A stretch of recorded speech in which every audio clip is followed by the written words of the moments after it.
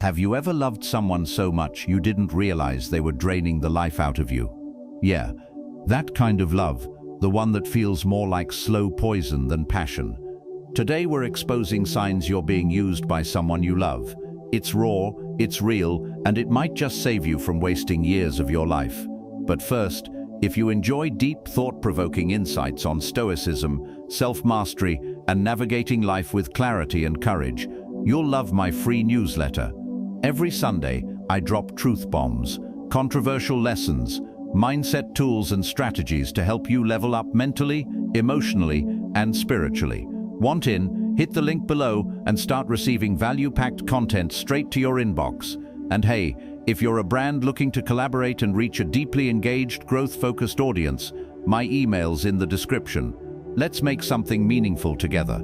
All right, time to get honest. Let's talk about the signs and the self-respect it takes to finally walk away.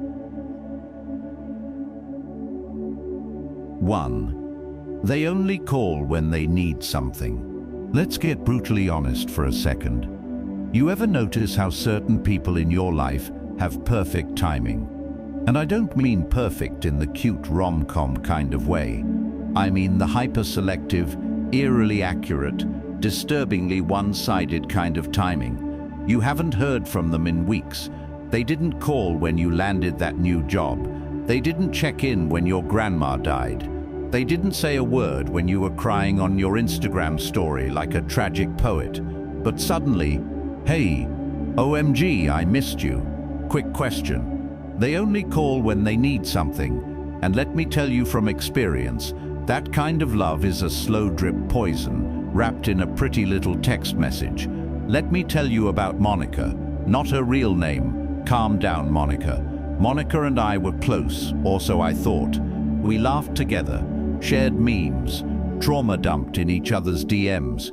We even had that I'd bail you out of jail kind of energy. At least, that's what I believed.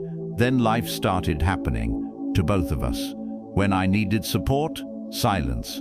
When I hit a depressive spiral and sent out those subtle, I'm not okay signals, no reply. But the second she needed help, whether it was money, a place to crash, or an emotional sounding board for yet another toxic boyfriend who doesn't get her, she called like I was on retainer. I became her emergency contact, unpaid therapist, Lyft driver, ATM, emotional support dog, all in one. And here's the part that really hit me. Every time I said yes to her, I said no to myself, no to my time, no to my peace, no to my intuition, whispering, hey, you're being used. Yeah, I said it. It's easy to point the finger and say, they're fake, but here's the mirror. You let them treat you that way. You trained them. You rewarded that behavior. You made yourself emotionally available for people who were never emotionally invested. And why do we do that? Because we're scared. Scared of being alone. Scared of confrontation. Scared of being too harsh or not nice. Scared that if we stop being useful, we'll stop being loved. That last one, that's the killer. We mistake usefulness for worth. And that's how emotional freeloaders thrive, by exploiting your fear of being selfish. Real love calls just because. Real love doesn't keep a tally of favors. Real love shows up when there's nothing to gain. Real love asks how you're doing and listens to the answer. Real love doesn't treat your empathy like a vending machine. It doesn't disappear until it needs something sweet to survive on. And yet, so many of us tolerate that. Why? Because the illusion of connection feels better than loneliness, even when it's fake. Here's what I learned, the hard way. One day, I stopped replying to Monica's 911 texts, not because I was bitter, but because I realized I was bleeding energy into someone who wouldn't even hand me a band-aid when I was hurting. At first, it felt like guilt, like maybe I was being mean, selfish, harsh. Then it started feeling like clarity, like freedom. She never texted back, not even once, and I realized I was never missed, just missed when she needed something. Let's be honest. Are you someone's backup generator? Do they only reach out when they're in crisis? Do they disappear when you need support? Are you constantly exhausted after interactions with them? Do they make you feel guilty for having boundaries? If you said yes more than once, you're not in a relationship. You're in a service agreement you never signed. When you show up every time they call, no matter how they treat you, you teach them that you'll always be there, that your time is free, that your heart is cheap. But here's the truth: your time is sacred, your heart is valuable, your peace is non-refundable. Stop giving them premium access to your soul when they treat you like an afterthought. Jovial but honest reminder. If you're only getting texts that start with, "Can I ask you something? Sue, funny story. Do you have a minute?" You're not their bestie. You're their life hack. You're the modern-day Swiss Army knife with feelings. It's okay to love people. It's beautiful to be generous. But love isn't about availability. It's about reciprocity. So next time that person pops up out of nowhere with their classic, "Hey he," try replying with, "What do you need now?" Just once, for the culture. Watch how fast the conversation ends. The people who love you for who you are, not just what you can do for them, will never make you feel like a vending machine with a soul. They'll check in without a motive. They'll show up when there's no emergency. They'll pour into you without a receipt. So stop answering every call that drains you. Stop mistaking being needed for being loved. And start reclaiming your energy, one ignored hey at a time. Because love shouldn't feel like a favor. It should feel like home. 2. They make you feel guilty for saying no. Let's be real for a minute. Saying no should be simple. It's 2 letters, 1 syllable, a complete sentence. But when you're in a relationship, romantic, platonic, or even with family, where your no is treated like a personal betrayal, you're not in love, you're in a guilt trap. And guilt is one hell of a drug. Let's start with the ugly truth. Controversial but necessary. If someone in your life makes you feel guilty for setting a boundary, they don't love you. They love their access to you. And that's a hard pill to swallow, because we all want to believe that people we love are kind, supportive, and capable of emotional maturity. But here's the thing, no one wants to say out loud. Some people weaponize your kindness. Some people can't handle your no because it disrupts their comfort. And some people only see your value when you're doing something for them. That's not love, that's manipulation dressed in affection. Personal story. How I became the yes man and almost lost myself. There was a time in my life, let's say the entirety of my 20s, where no wasn't in my vocabulary. Not because I didn't want to say it, but because I was scared. Scared they'd be mad, scared they'd leave, scared I'd be labeled selfish or cold or not a real friend. So I said yes all the time. Yes to staying up all night on the phone listening to someone rant about a problem they had zero intention of solving. Yes to lending money I couldn't afford to lose. Yes to canceling my own plans to babysit someone's emotional breakdown. Yes to relationships, dates, favors, work projects, family obligations, even when I was burnt out, broke, and barely functioning. Every yes cost me a piece of my peace. And here's the kicker. The moment I finally started saying no, people started dropping off. Not just strangers, not just acquaintances, people I thought loved me. Turns out they didn't love me. They loved the version of me who had no boundaries. How guilt becomes a manipulation tool. Let's break this down like an emotional crime scene. Here's how it usually plays out. Rudar, you say no. They start sending passive-aggressive texts like, "It's fine, I get it, you're busy."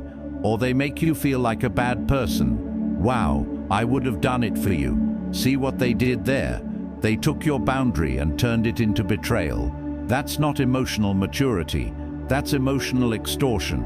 They're not sad because you said no. They're upset because they can't control you anymore. And here's what's worse. Sometimes we start apologizing for simply prioritizing ourselves. We start saying things like, "I'm sorry, I just really need time for me. I hate to let you down. I wish I could, but I just can't."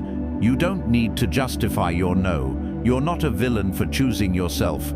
Let's challenge a toxic belief most of us were raised with, that being nice means being endlessly available.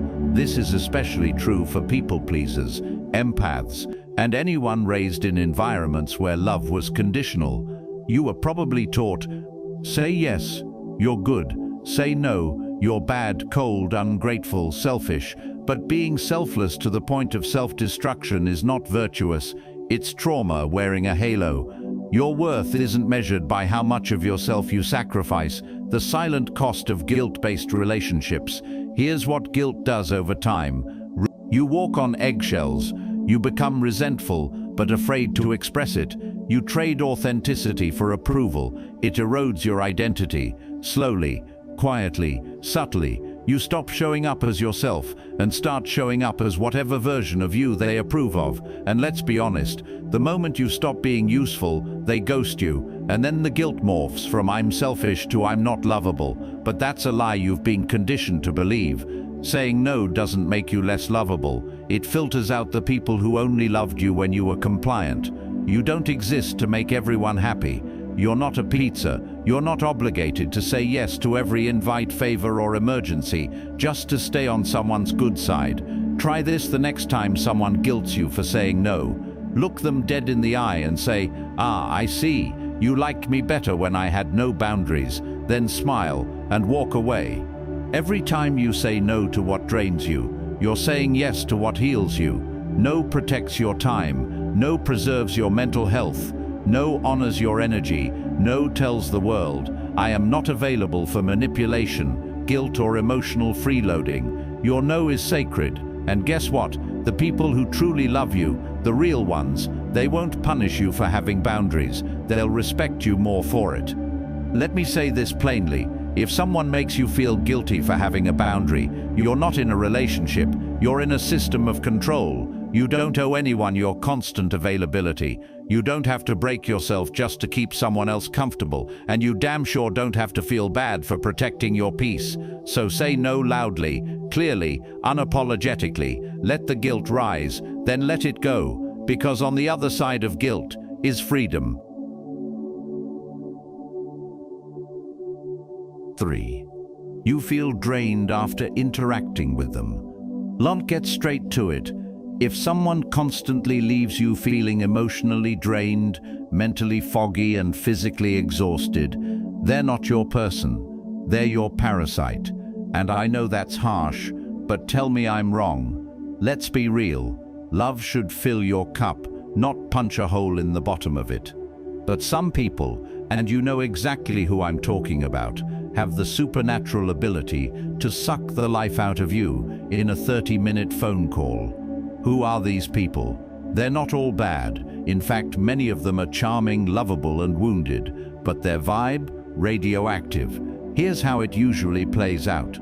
You meet up with them, hoping for a chill conversation, maybe a laugh. Within minutes, it turns into a trauma dump, a therapy session, or a one-sided monologue about how their life is always falling apart. You offer advice, they don't take it. You show compassion, they take it as a green light to overshare. You try to change the subject, they circle back to chaos like a heat-seeking missile. You leave the interaction feeling like you just ran an emotional marathon, barefoot in the rain, while carrying their baggage. Sound familiar? I once dated someone who was a walking Greek tragedy. We'll call her Sasha. Beautiful, witty, funny, but her emotional world was like a Netflix drama that never ended. There was always something. She didn't talk to me. She downloaded onto me. Every call was a crisis. Every date was a breakdown. Every win of mine became a "yeah, but my life is still falling apart" moment. I remember walking away from our time together and feeling like I had just finished working a double shift in an ICU I didn't sign up for. At one point I looked in the mirror and thought, why am I always tired, even after good things? It wasn't burnout, it wasn't lack of sleep, it was emotional exhaustion from carrying someone else's chaos. And the wildest part, I thought that was normal. Because no one teaches you how to spot the difference between being emotionally supportive and being emotionally drained. Let's get into it. Just because someone feels familiar doesn't mean they're good for your nervous system. A lot of us mistake intensity for connection. We confuse emotional chaos with passion. We call codependency ride or die. But let me hit you with this. If your nervous system is in fight or flight every time you see their name pop up on your phone, that's not a soulmate. That's a red flag with Wi-Fi. You're not supposed to need a recovery nap after hanging out with someone who claims to love you. You're not their savior. You're not their therapist. You're not their crisis hotline. You're a human being, and you deserve relationships that recharge, not deplete. The energy audit. Ask yourself these 5 questions. Do I feel lighter or heavier after I talk to them? Do they ever ask about me, or is it always about them? Do I feel safe saying I'm not okay, or do I have to stay strong for them 24/7? Do they ever bring joy into my life, or just drama and intensity? Do I secretly dread seeing their name on my screen? If you're hitting yes to the wrong ones, you're not in a relationship, you're in emotional captivity. Now I hear some of you already, but they've been through a lot. They don't have anyone else. They're not doing it on purpose. Cool, I hear you. But just because someone's trauma isn't their fault, doesn't mean their behavior is your responsibility. Let me say that again for the empaths in the back. You are not required to drown just because someone you love refuses to learn how to swim. Support them, sure, be kind, always. Let them destroy your peace in the name of compassion, never. The deeper message, your energy is currency. Spend it wisely. Here's the thing no one teaches us growing up. Your energy is finite. It's not a free buffet. It's a sacred resource. And every conversation, every hug, every favor, every "yeah, I'll listen to you vent at 2 a.m. again, even though I have a big day tomorrow," costs you something. But here's the good news. When you start protecting your energy like your life depends on it, you get your life back. Your creativity comes back. Your focus sharpens. Your peace becomes non-negotiable. And the right people start showing up. People who pour back, not just pull. You don't exist to recharge broken people who refuse to fix their own batteries. You're not a walking self-help book. You're not the strong one forever. You're not required to be someone's emotional sponge just because you love them. Sometimes love means saying, "Hey, I love you, but this dynamic is draining me. I need space." And watch how fast they A, guilt you, B, play victim, key, or disappear. And guess what? If they vanish the moment you stop being a source of energy, they were never there for you anyway. Just the supply. You don't need anyone's permission to protect your energy. You don't owe anyone your exhaustion as proof of your loyalty. You don't have to explain why you're done being someone's emotional life support. Start measuring relationships, not by how long you've known them, but by how you feel after being around them. Do you feel seen or just used? Do you feel recharged or just responsible? Do you feel loved or just needed? Because love without peace is not love, it's bondage, and freedom starts the moment you say, "I deserve better than exhaustion." 4. They're nice only when they want something. Rutsch, let's not sugarcoat it. Some people treat kindness like a fishing rod, not a reflection of who they are, but a strategic lure to reel in what they want from you. They don't give compliments, they plant currency. They don't help you out of care, they're making an emotional invoice. They're not nice because it's who they are, they're nice because you're useful right now. Sound familiar? Here's what it looks like. You know the type. Rut strengths. They check in suddenly.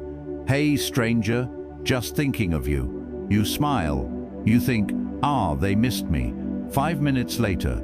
So listen, do you think you could insert favor real quick? Bam, there it is. Their friendliness wasn't a reconnection. It was a sales pitch disguised as affection. Let's call it what it is. Transactional niceness. I once had a friend, let's call him Mike. He was hilarious, charismatic, and always brought good vibes. Except only when he needed something. If he was moving, suddenly I was his best bro. If he needed a reference, I was the smartest person he knew. But when life was chill, radio silence. No calls, no texts, no how've you been. Just silence until the next personal emergency, project or favor. It wasn't friendship, it was freelancing with emotional flattery. And I fell for it every time. Why? Because I wanted to believe the niceness was genuine. Because when you love someone, even as a friend, you tend to excuse patterns in the name of personality. But the truth hit me one day when I called him up just to talk. No requests, no drama. He picked up, confused, like, "Hey, is everything okay?" I realized then he wasn't used to me calling unless he wanted something, because he had trained me to believe affection was earned through utility. Now here's where things get spicy. Kindness has become a currency in modern relationships, a means to an end, not a value in and of itself. And this is where we get it twisted. We think, well, they're being sweet, so maybe they really care. Nope, not always. Being nice when you want something isn't kindness, it's manipulation with glitter on top. The most dangerous manipulators don't yell, threaten, or demand. They flatter, they charm, they butter you up like a warm biscuit, and then slide the favor across the table like it's no big deal. Like, of course you'll do this for them, after all you're friends, right? But the moment you say no, watch the sweetness melt into silence, the charm disappears, the ghosting begins. That's how you know the kindness was conditional. Let's not forget the post-denial guilt trip that comes with rejecting a conditional nice person. You say, "Sorry, I can't help with that right now." They say, "Wow, I really thought you were different. After everything I've done for you, forget it. I'll just figure it out myself." Suddenly, you're the villain in their one-act drama, because you didn't hold up your end of a contract you never agreed to. And if you're an empath or people pleaser, that guilt, it hits hard, because deep down, you're still hoping their niceness means love, even if it's always been more about leverage than loyalty. Here's what I've learned, and it took years. Real love doesn't come with strings, favors, or invoices. Real friends are kind because it's who they are, not what they want. Real relationships don't keep score. If someone is only warm when they need you and cold when you set boundaries, they're not a safe person, they're a seasonal user. Let me be blunt. Run on. If your worth is measured by your usefulness, if their love disappears when you're no longer convenient, if they only show up when it benefits them, that's not affection, that's emotional capitalism, and the price is always your peace.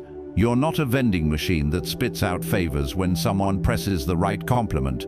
Push B2, get emotional support. Push A4, get a ride to the airport. Push C1, get unlimited patience for their mess. Then suddenly, the moment you're empty or offline, they kick the machine, call you selfish, walk away. Nah, we're done with that. You're not here to be charmingly manipulated into servitude by someone who puts on sweetness like cologne, only when they want something. So, what do? Here's the move. Watch the pattern, not the moment. One-time kindness can be genuine. Patterned, pre-favor kindness, that's rehearsed. Say no and observe the fallout. A real one will respect your boundary. A user will punish your refusal. Stop over-explaining. No doesn't need a 3-paragraph essay. Conditional people don't deserve your overcompensation. Reclaim your self-worth. You're not loved because of what you do. You're worthy because of who you are. The biggest red flag in life, affection that expires the moment you stop being useful. The people who are meant for you will show up, not when they need something, but when you need something, or even when you don't, just because. Because real love, real friendship, real connection, it's not a transaction, it's a sanctuary. And if someone only builds the bridge when they want to cross it, burn it. You'll be amazed how light you feel when you stop mistaking sweet talk for safe love. 5. You've lost parts of yourself. Let's rip the bandage off. If you've ever loved someone so much that you lost yourself in the process, welcome to the club that nobody brags about. Because no one wants to admit this out loud, but we've all been there. We shrink, we silence, we twist, We conform, and before we know it, we're not partners in love, we're volunteers in our own erasure. Let's start with the raw truth. Loving someone should not require a personality transplant, but here's what happens in so many toxic love stories. You start giving up small things, your hobbies, your friends, your needs.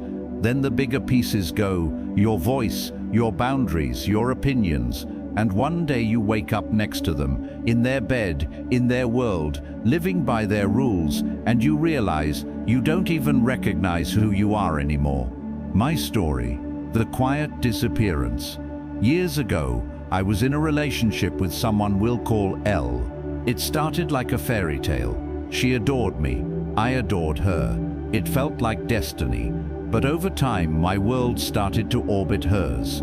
She didn't like my jokes, so I got quieter. She thought my friends were immature, so I saw them less. She rolled her eyes at my goals, so I shrunk them. The worst part, she never asked me to change. She didn't have to. Her judgment was subtle but constant.